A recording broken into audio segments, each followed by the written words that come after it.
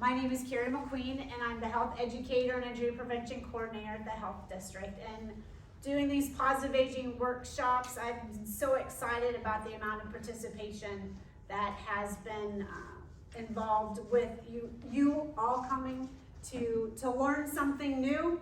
And because remember, it's about positive aging and healthy living. And I will share that our first session, Carol Baker from the Area Agency on Aging Region 9 was supposed to present on services that are offered here in Holmes County through Region 9, but unfortunately at the last minute, Carol got sick, and so this Tuesday, I had to find somebody fast to present because you didn't want to hear me talk again. So I would have loved to, because some of you know me and I like to talk.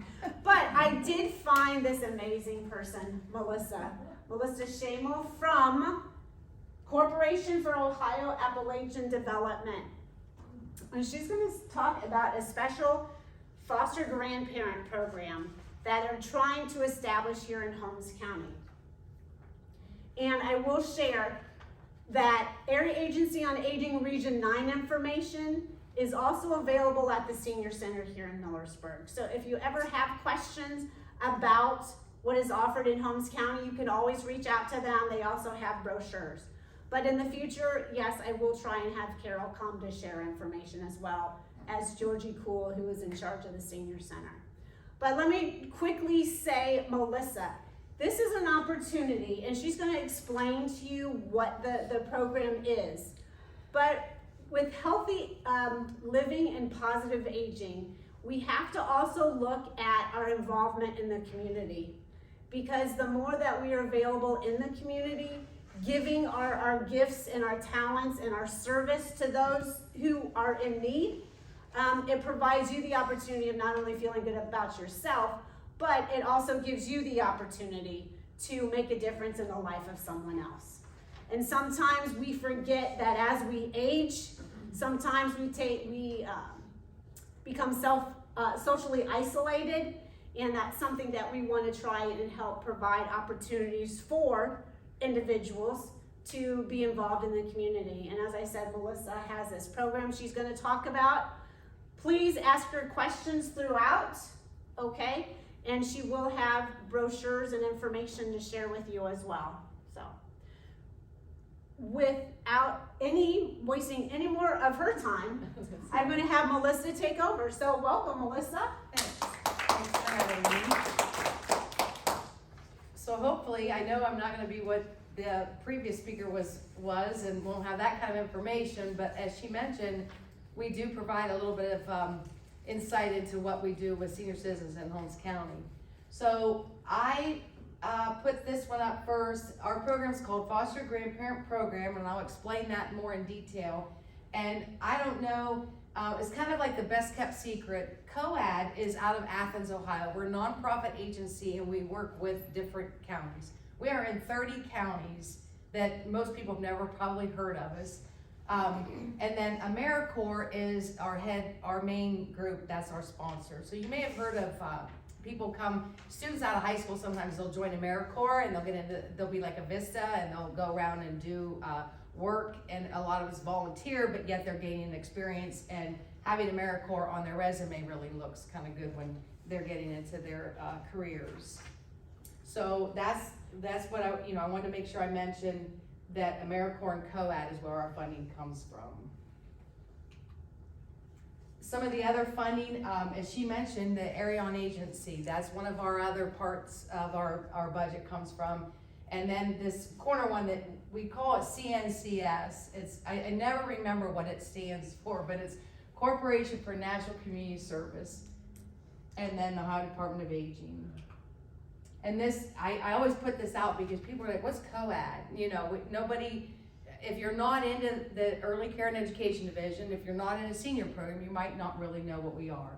So this just kind of explains where COAD comes from. It literally stands for Corporation for Ohio Appalachian Development. And we have programs available that help our population. So again, it's a little bit of where we started, 1971. It was formed by a group of 17 community action agencies. And then the foster grandparent program was our first program, which began in '72.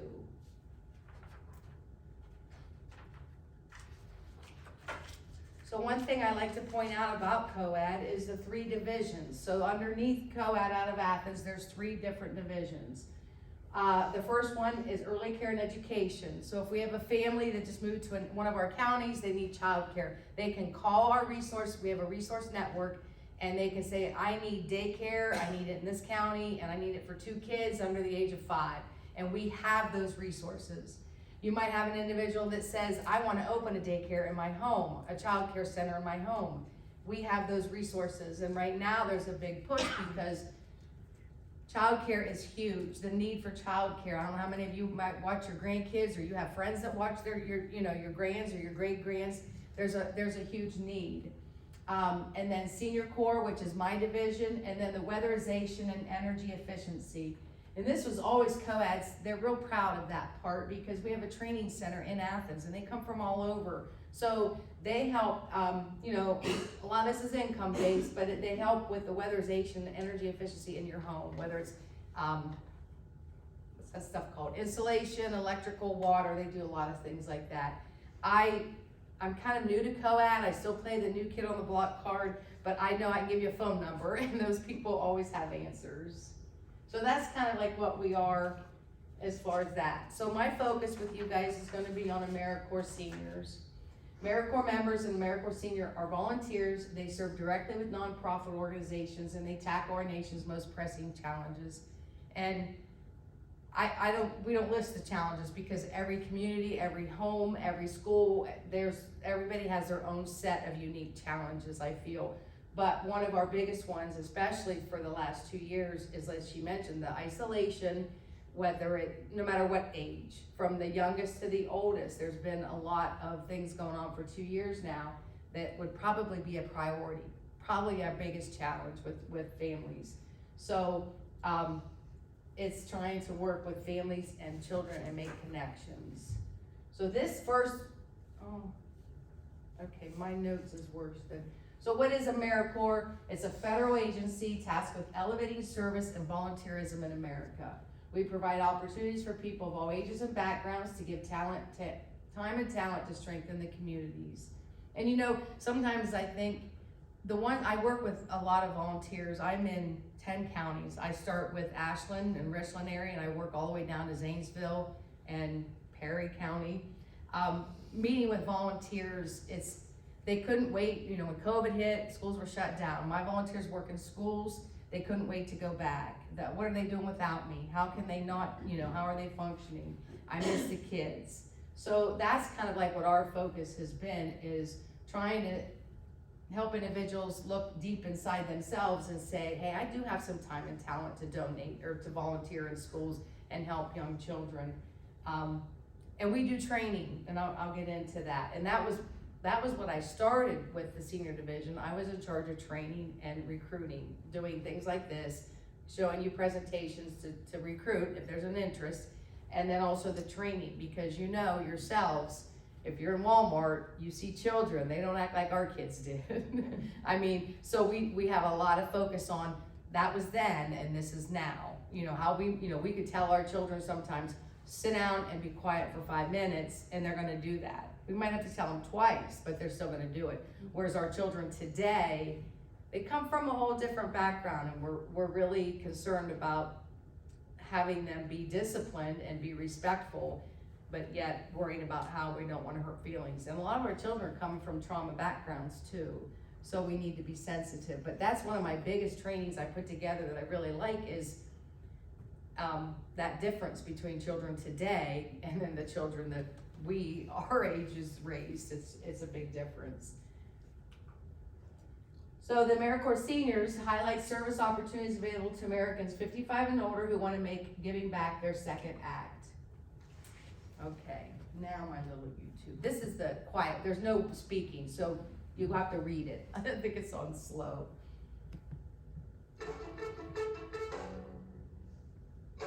Oh. Sorry.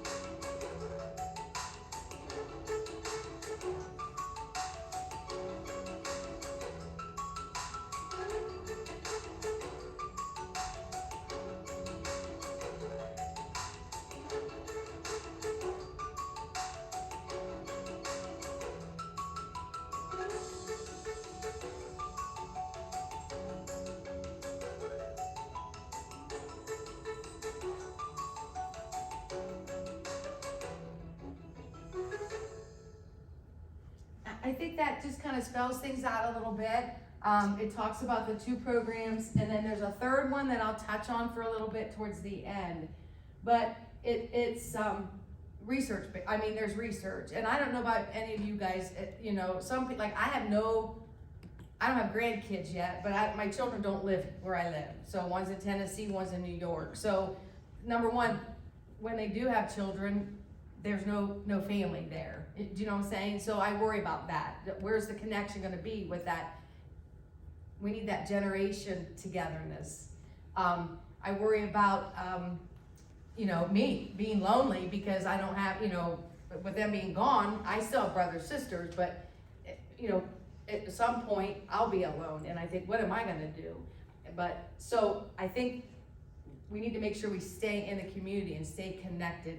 And some people today, you know, we still have church groups we go to senior centers. I've been in a lot of senior centers in the last 6 months and I'm so impressed. I'm like, wow, I can't wait till I quit this job so I can go volunteer there and help serve meals or cook meals or whatever.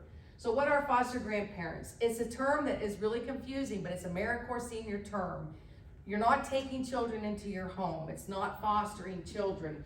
It's just they're people being role models, mentors, and friends to children with exceptional needs. Our program provides a way for volunteers to stay active by serving children and youth in the community. So most of the times, the ones I'm working with right now, like I said, they're in public schools. They work with the preschool, maybe 3 to 5 year olds. Some people like the older kids. I have a wonderful lady in Ashland County that's dual language, and she's in a Head Start, and they love her because some of the kids in that community have, you know, speak Spanish, Hispanic. They have their own little language, and she understands that, and they love her. I'd like to clone her and put her all over. So, you know, that's the kind of children that they're serving. So this gives I like this one best. It's brief also, but it gives you a little bit more of an idea. What does it look like in the day of a life of a volunteer?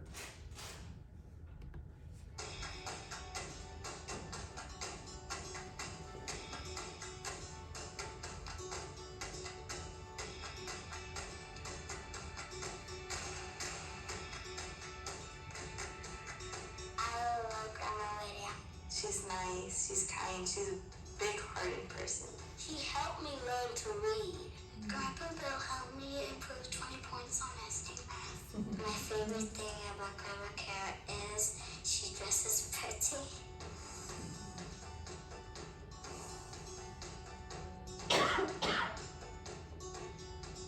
I'm the best student because of her. She helps me with reading sometimes. I wouldn't be able to speak to you in this tone right now without her help.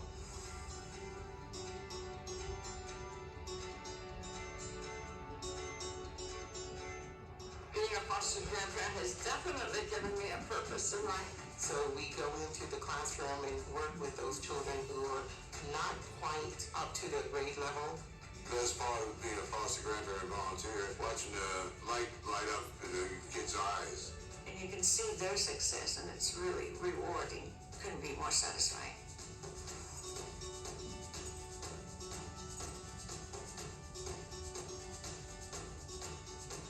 I think that the good, strong, loving, supportive relationship with a child probably is one of the most precious and the most important thing, just as important as a good education. I came from Afghanistan 1 year ago, and Grandma Kara helped me with some English. I like to read to Grandma. You help me learn with everything. With the read and with the writing. Mr. Webb, I want to appreciate you teaching me lessons that I haven't really been taught. I see you as another father. My father haven't been in my life. You've really taken the time to teach me a lot of things that I didn't know, that I didn't think that I could get through. It's making me cry.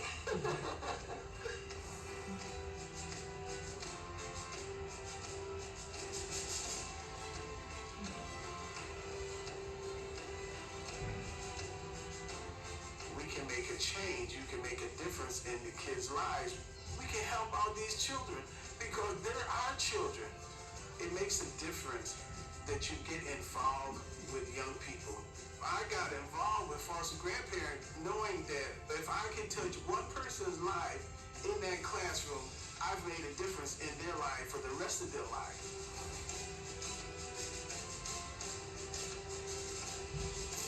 Being a foster grandparent has been a wonderful, wonderful experience for me, and I'm not going to give it up. I am so proud of the work that I do here. It is a win-win situation. I help them, and they help me. I've been suffering with fibromyalgia maybe 15 years, but joining the foster grandparent program has given me new vitality, new purpose in life. Not only am I helping righteous, but I'm helping myself. Now I'm living again, and the foster grandparent did that for me. Thank you, Grandpa Bill. Thank you, Grandma Shannon. Thank you, Grandma. Thank you, Grandma Carol. Thanks, Grandma Jen, for helping me. Thank you, Mr. Wood, for helping me change my life.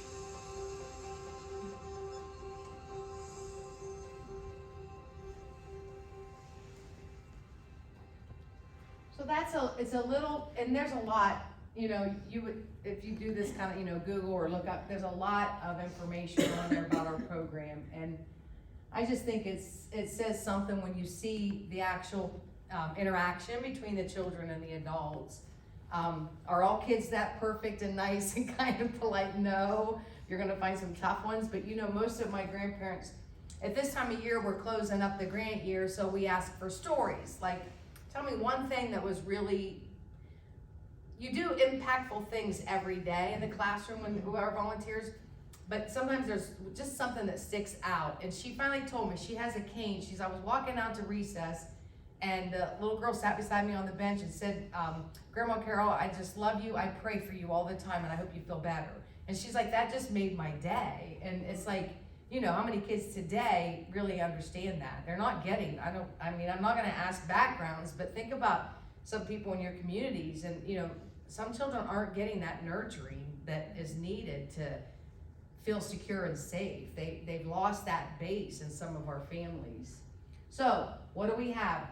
Grandmas and grandpas, 55 or better. There is an income guideline. That's one thing with our foster grandparent program. There is an income, it's that yet below a level. They get a stipend. It's in mileage and paid time off. And there's stories there too. You know, the extra $100, $200 every 2 weeks helps them go to Dollar General and get something fun or do something fun for a change. The stipend currently, like, it doesn't affect, it's not taxable, and it doesn't affect income if you're getting other services. Like, it's not counted against if you're paying, you know, on a sliding scale for housing or anything like that. It's clear free money. It's right now it's $3 an hour, and it's going up to $3.15 in July. The mileage is 30 cents a mile. I have a lot though, and I have two in Knox County. They have to take public transportation because they don't have cars, so we reimburse that as well. And then mentoring in the youth in schools, daycare centers. I have some this summer going to be at YMCA's, libraries. Do a lot of programs with children, so they're having some of our volunteers come. Perry County is one I know that I just signed up with to help put some volunteers in that public library for this summer. Any questions so far? How many of you do volunteer? Any of you do volunteer work, or what do you guys do? Do you mind sharing? I work at a craft shop about 4 hours every week. And that's volunteering? That's volunteering, yeah. They're a nonprofit, they're a Okay. community shop. Yep, okay. How about you?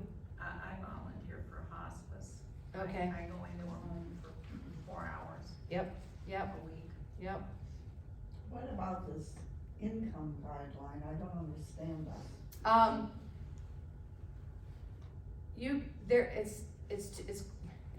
The technical wording of it is 200% of a poverty level. Like, for example, if I can share this. So if there's a family of two people, let's just say there's two people in the family, the income cannot be more than 36,000. So that I have a scale that I work off of. So that's what that. You can't volunteer to help these kids if you make too much money. Well, I know. That doesn't make sense. Not to me, but anyway.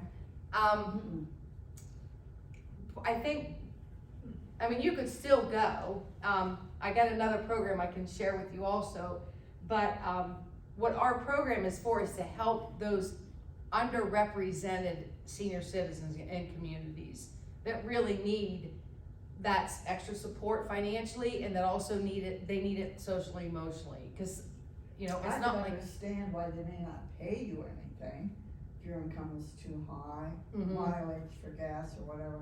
But I would think you still could find a place to help kids. Well, what happens with just walking in and volunteering in today's world, if you're there so many hours, you have to be fingerprinted background Yeah, checks, of all that course. has to be run. Yeah. And that, if we have a volunteer, we pay for all of that expense, and schools aren't doing that, so they don't have a lot of volunteers. Oh.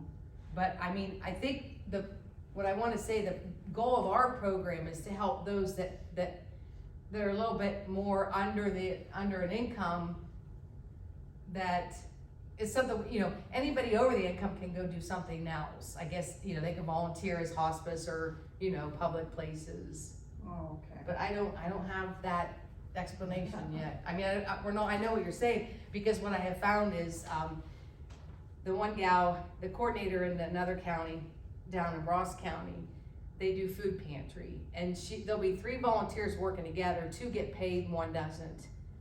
And sometimes it causes a problem, and sometimes it doesn't. It's just, you know, how that worked out, but, yeah. Okay. Yeah, I don't know, I mean, it's the population of folks we're trying to reach. We're not trying to, you know, send off any group. It's just what our grant money comes from, to target the population that's a little under income. Does that make any sense? So what's the benefits? Forging new relationships with people in your community, making a significant difference in the lives of others.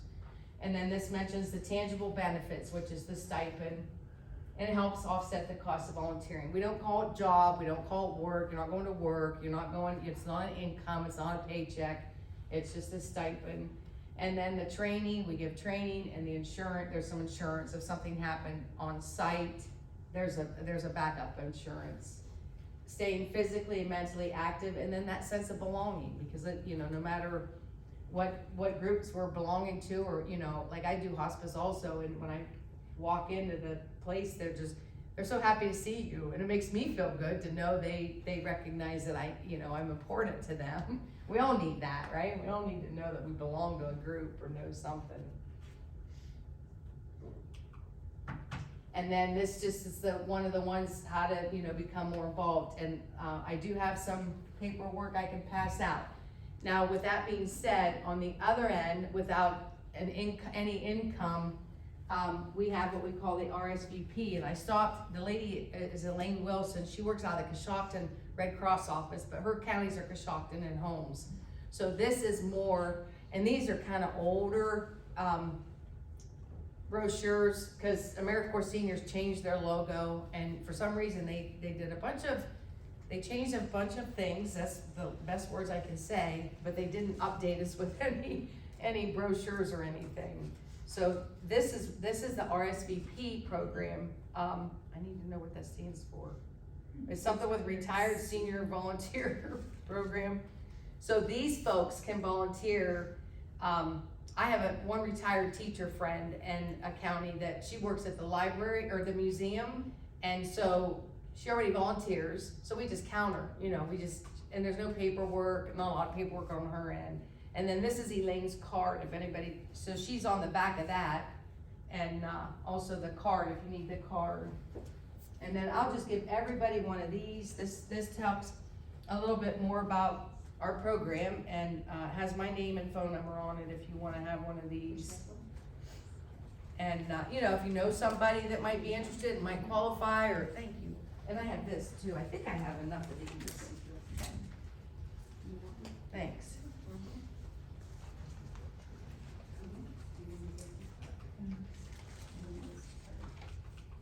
Yep, that was it. Okay. So, like I said, my name and information is on the stuff. The RSVP is not an income thing. You can still be a volunteer with the program. It's a non-paid, so that's why we don't that's what, when I talked to Elaine, I stopped and picked stuff up before he came up here, and I said, how do you promote your program? You know, you don't get paid, you know, what, and it's just trying to meet that population of folks that just wanna do something. They have some time, they wanna be involved, and it's in their heart, you know? It doesn't mean people like to do good things without getting something tangible back, and that's kind of like that RSVP program a little bit. No, I don't have this. Okay. And, you know, like I said, share this around. I'm trying to get into different ministerial associations to talk to pastors to get, pass out some of the information to them, because sometimes they know people in their congregation. You know, they may know somebody that, oh, you know, so-and-so struggling a little bit that, you know, has no family and would like to get out and do something, and then there's this. So, anything else? Any other questions? I have a question. So, and please guide me if I'm misled, is that, so Area Agency on Aging, Region 9, which Holmes County is a part of, they just received the AmeriCorps grant? Yes? They're one of our funders. There's one of the funders, so that because there was something in our local newspaper that talked about that happening. And so, but the question that I have for you, Melissa, is that to start a foster grandparent program in Holmes County is something that is definitely needed in Holmes County? Yes. Could you talk a little bit more about that and your connections here and the amount of volunteers that you do have or don't have? I don't have. Okay. Well, I mean, I could go from a personal experience. I'm a retired school teacher. I taught 33 years special ed. I was telling them when I got here, this is kind of like my old stomping ground. My first job was in East Holmes. I taught at Walnut Creek. And we had a lot of conservative population there, but it was great. It was the best experience. The behavior, I mean, of course, this was back in 1985, but you know, children were good. I had a lot of students. Okay, I had grades 4 to 6. Then I moved on to another district and I had 16 students. Now, mind you, these are special needs, so they have some reading problems, maybe some math problems. Behavior can't quite sit in their seats very long, so you gotta find something to be creative with them. If somebody would have knocked on my door and said, I got a person here that'll help you in your classroom for 2 hours every day, 2 days a week, 3 days a week, 1 day a week, would you want them? Oh, yes. There were times that I ended up teaching at Coshocton, that's where I finished my career. The parents come to pick their children up like at 2:30, school wasn't out till 3:15. So they'd be outside, sitting in their car, talking to others. And I had one mom, she was really kind of one of those challenging moms. She was kind of hard to get along with. I mean, she was a good advocate for her children. She was a good mom, but you had to watch what you did with her children. So long story short, I brought her in. I said, if you can sit in the hall with this chair and sit with Tommy and go through these flashcards for 15 minutes at the end of the day, I would really appreciate it. And that's what she did. So back to what your point, my point on is from my end, the help for me was immense. I mean, it was like, and I wore this because in the beginning they had red vests. Our foster grandparents, I don't know if you saw some of it in that video, they always wore red vests. That was like uniform. And this year, the coordinator out of Steubenville, he bought the aprons. And I said, I wish I had these teaching, because you always need an eraser and pencil, and you can't find things. And so that's why I wore this, because they had aprons made up for our volunteers. And it was just, as the teacher, that extra help, 5, 10, 15 minutes, just hear some flashcards or listen to Johnny read for a minute. And so then Mr. Eric Jurkovic is West Home superintendent, and he was in my area when he started his career. He had my kids, and like he was principal of their junior high. So anyhow, I gave him a call and I said, I know you've had volunteers before, you know what our program is, because he had them in Indian Valley. Would you be willing to sign up with us, and if we find some volunteers? And he said, you might have a hard time finding volunteers. I'm like, okay, we'll see what we can do. So he gave me some resources to reach out to in the county, and then it's just sitting waiting. I don't have any volunteers. The coordinator that was in this area retired, and they couldn't find anybody. She worked out of Mount Vernon, and they couldn't find anybody, and I was doing the recruiting and training, and I said, okay, I'll help. You know, I'm still not working full-time, but I'll help till you can find somebody. Fast forward 8 months later, I'm still here. But I love it. I have a passion for work, working with individuals, families, communities. So I believe in the program. But, so yeah, we have nobody in Holmes County right now that is on our volunteer list.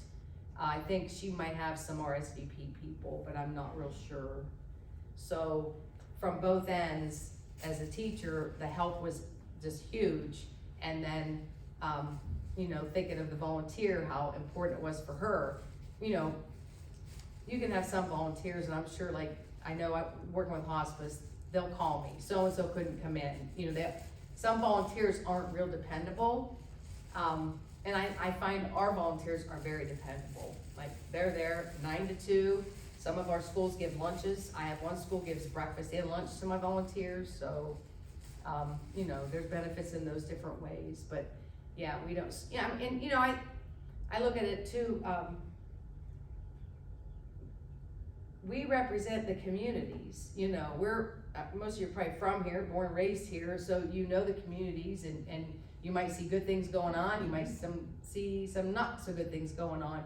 But to make connections with children, if that prevents them from being a little criminal down the road, or, you know, if one thing you might say or one thing you might do has a huge impact on that child.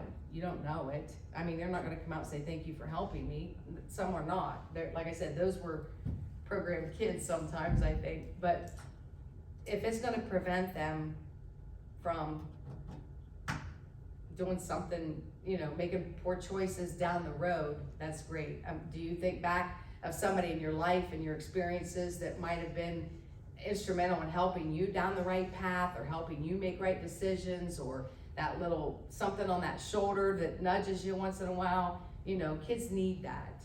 Children, families, moms, dads, they're doing the best they can do right now. There's a lot of split families. There's a lot of single moms, single dads. There's a lot of mixed, you know, mixed families living together. There might be 2 or 3 generations in some of the homes living together. So, you know, again, I don't know your backgrounds, and I don't know what you're familiar with, but there is a lot out there. So and research shows, with the children, I worked a little bit with child abuse and neglect in a grant a couple years ago, and what we tell our family, there's always one person in that child's life that made a difference.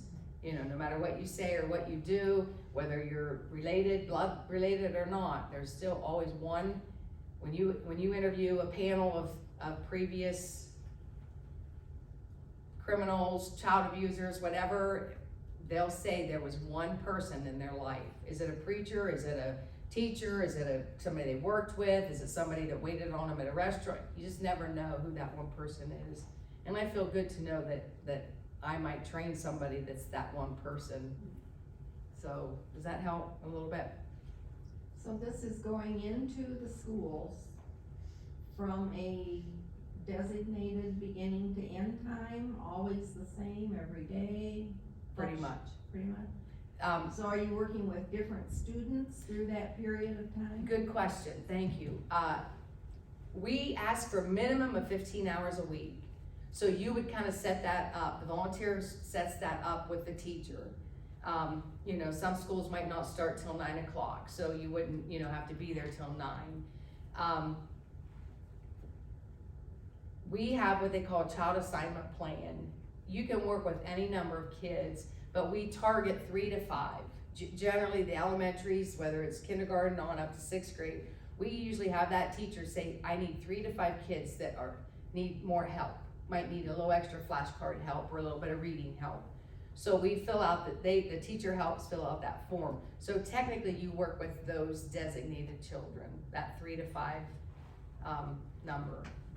And then, you know, there might be times she's doing a whole group lesson and you're just walking around making sure Johnny's staying on his page, or, you know, Sally can't find her page. So, you know, just, you don't have duties, you know, our volunteers there's a whole list of what they cannot do. You can't be left alone, you're not responsible for children, we don't want you running copies, you're not an aide, you're not an assistant, you're not a secretary, you're truly working with 3 to 5 children. It's a focus on those 3 to 5 that have not a problem, but have a little more need.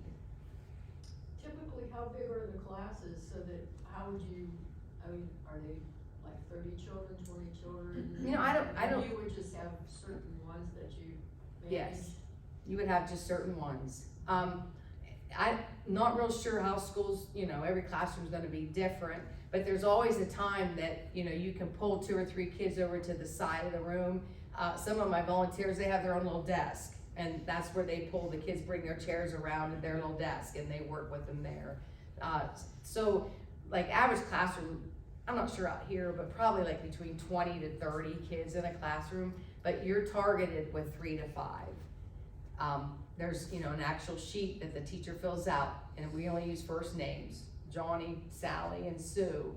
And then that we just make, at the end of the year, we do, did they make improvement because of our volunteer?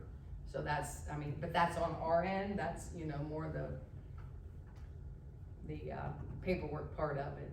But yeah, it's not, you're not like, they say, here, I need you to go work on this with the students.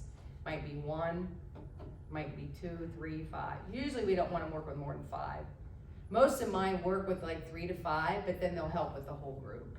If the teacher's doing a whole group lesson and she needs just somebody to an extra hand. But the schedule's pretty flexible with that 15 hours minimum. It's you know, it's kind of like, and I mean, hey, I can't be there, I got a doctor's appointment. You know, you still have a life. Our volunteers still have lives. And what's cool about it is they get paid time off. So right now I have some with like 100 hours. So when school's out now, almost, they have the whole month of June, they'll get a paycheck because they can use all that paid time off. It's like you earn 2 hours for every, I don't know what it is, but you, as you work, if you work 5 hours, you earn so many, we call them PTO, paid time off hours. They get paid holidays, they get, like what we call a no fault day. School's closed because of snow, I can't go, so you get, you know, 5 hours or whatever it is for that. There's just a lot of benefits to the people that have found it in the program. Yes? Question, so minimum of 15 hours an individual can volunteer, and the maximum is that they could stay all day? Yep. So like 30 hours? Kirk has some in Really? Claymont City School District. He has one, she's like 85 and she works 40 hours a week. Holy moly. I don't know how. But and I don't even know how you get 40, you know what I mean, we're talking, that's 8-hour days. Yeah. So I'm not real sure how, but most of mine are probably between, I have a couple in Licking County that might be up there in the 35 hours. But, you know, there's nothing else they have to do. They wanna get out, they wanna do something. So it's, yeah. So how can the people in this room help promote foster grandparenting if they do not meet the, you know, income and you know, yeah, they could do RSVP. But how do you think individuals in here can help make this program grow? Because it's not only important for that individual who is 55 and over to participate in, who could get a little bit extra income, but the most important thing is it's helping the next generation of learners. So I'm throwing you under the bus, Melissa. No, but I you're think fine. I that mean, the individuals that are in this room right now, yep. Can have a huge impact because they may know a lot of people who would benefit from, you know, with those income guidelines. And that's why I'm glad to be here. You know, I mean, I'm not targeting all of you, oh, you need to come do this for us. This is a networking thing. You might know somebody and, you know, some people are more shy and backwards about approaching me. Well, what if my income is this? Or, you know, and that's fine, I totally get it. But that's, you know, you're in church groups, you're at the senior center, you're at the playing euchre on the weekends at somebody's house. You know, and my thoughts are, like I said, I don't know backgrounds, but you might have connections with somebody in one of your circles that, hey, they may really like this. You know, I mean, this is a lover, you know, this is, you really have to like what, you know, to do this. You have to like to volunteer, you know, you have to like to It's not for everybody, but, I just think of the folks that I work with, how much, this is my lifeline. That's what they'll tell me, this is my lifeline. Because if they're lonely, you might know somebody that doesn't have family or doesn't have a connection. But I just, think that we're targeting that population that could really benefit from being in the program. And like she said, we could sit back and say, oh, these kids are terrible, or that school is worthless, I'm not voting for a levy, but this is an opportunity to get into that school and see really what is going on. You're becoming familiar with the school and how things work, and I know sometimes I sit back at the court justice system. Well, how did he only, get his hand slapped and this kid did this? But there's guidelines, people have to follow guidelines. And if we're not aware of that, we just kind of make a judgment and, we don't understand it. So we just sit back and think, well, that's not right, or that is right.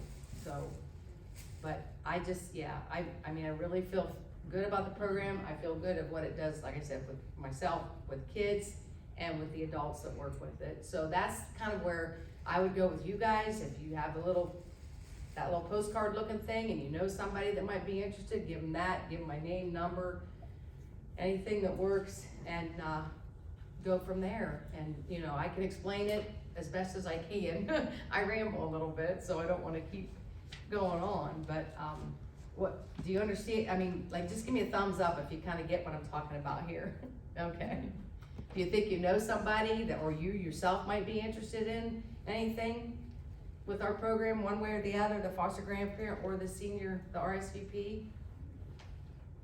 Somebody that you might know? Well, is it Head Start too?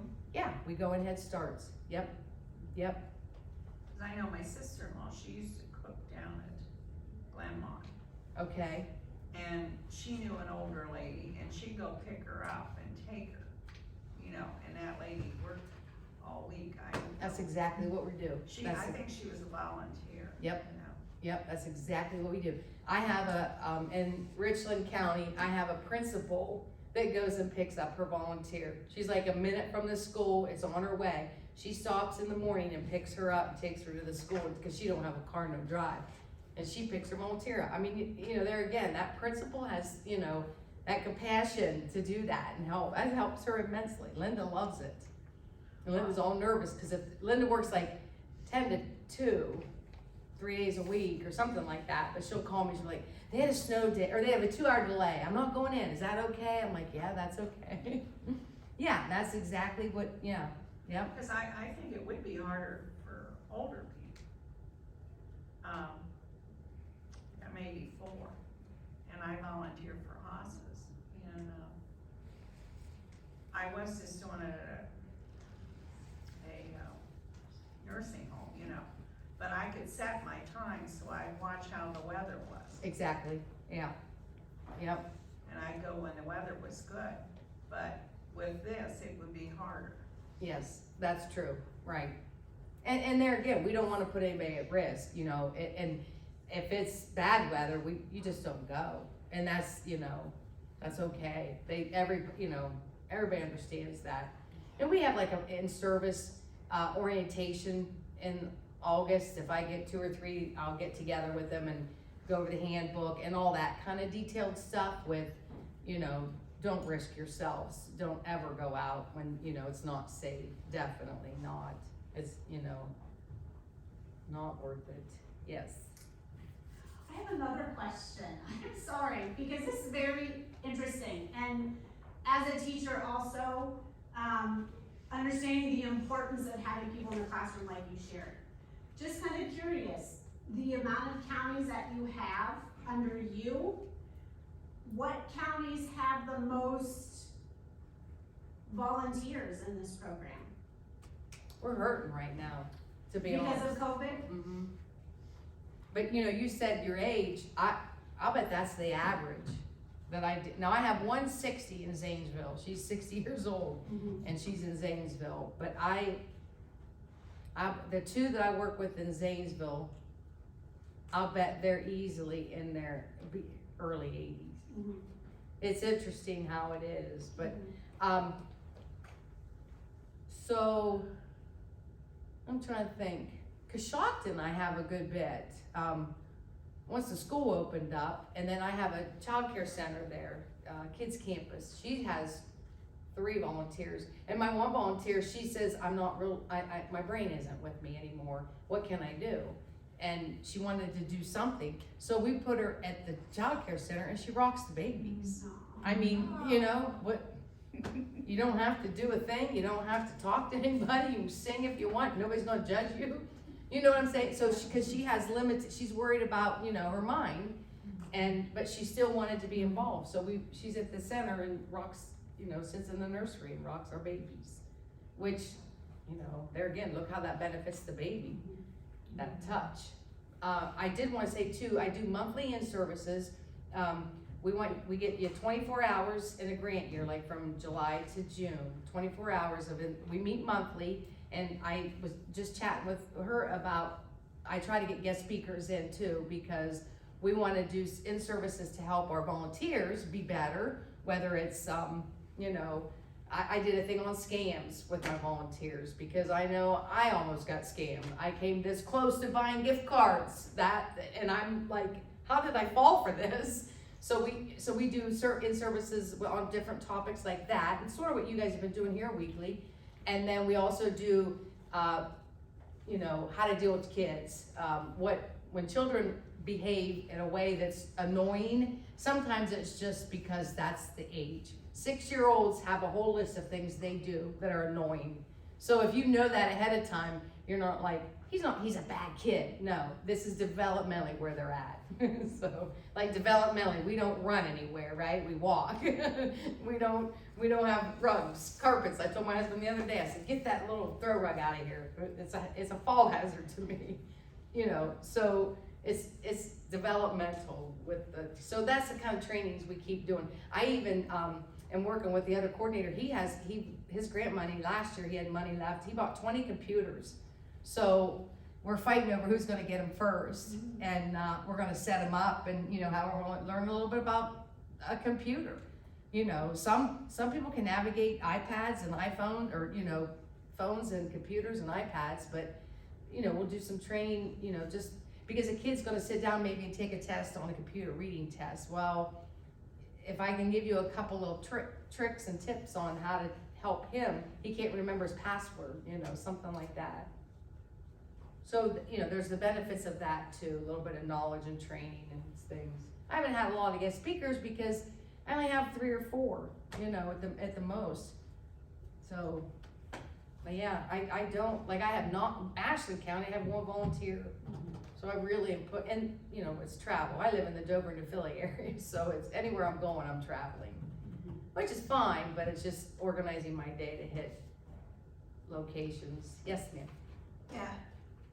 I think the thing is you need to get the word out, because like, I never heard of this program before. Exactly. And I was wondering if you contacted the churches. Yep. If we could put the flyers in the churches. Yep. Yep. Because I know our church at one time, the school is almost right next door to it. They needed readers to come in and help, and they asked our church. Oh, really? Yeah, and that's been a few years ago, but some of them went and helped. So I'm thinking if you could get into the churches that. Trying to reach out to, in Ashland County, there's like, and I'm sure there is in every ministerial association. Yeah, there's one here in Millerford. Yeah. Trying to get into those and say, here, can you pass out my, you know, do this kind of a presentation with them and say, here, because like I said, they know their congregation and they know who they could probably give the information to. But yeah, and what's funny you said that, because Richland County, they had, when I was at one of their meetings, the lady gave me a whole list of churches, and I just went down, and I was like emailing everybody. I never heard one, I had like 12 emails I sent. Can you put this in I had attachments, and can you put this in your bulletin on your newsletter, hang it up on your bulletin board? And I never heard one word from any of them. It's like, so I kind of went to another county after that, focus on, but you gotta start somewhere. But yeah, the churches is huge. Well, Holmes County, they got that Love Incorporated. Love? Love Love. Inc. Love Love Inc., Inc. and that's associated with the churches. Oh, okay. And right now, they're trying to get people who, like help drive people. You It's know, a places. nonprofit organization. But yeah, they're nonprofit and, but, you know, it's mostly for people that don't have a lot and, you know, can get help and stuff. And that might be kind of something for them because if they have people that are older that need a little bit extra, they Absolutely. might be interested in that. Love Inc. I'll give you contacts. Thanks. Mhm. That'd be a great where, another place to go, a good go-to also. Yeah. Yep. And that's what I find in a lot of our counties is, transportation is an issue. There's not a lot of public transportation for our folks and yeah, it's kinda sad, but I mean, I'm talking just to get to medical appointments, you know, like Micah Shotton, a couple volunteers there, their husbands